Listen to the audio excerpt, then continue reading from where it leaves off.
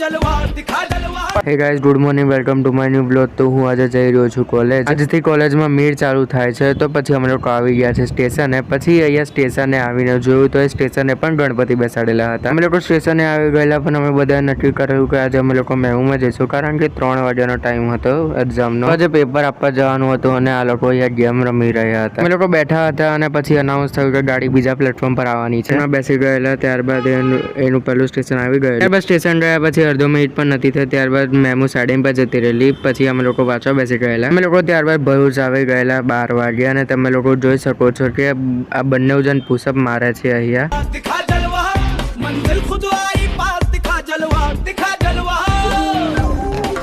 અમે લોકો કોલેજ આવી ગયેલા અને અમારી હવે એક્ઝામ ચાલુ જ થવાની હતી। એક્ઝામ પતી ગઈ અને પેપર સારું ગયેલું। ત્યારબાદ અમારી ટ્રેન હતી, તો અમે જલ્દી જઈ રહ્યા હતા। તમે લોકો આજે પણ ભીડ જોઈ શકો છો।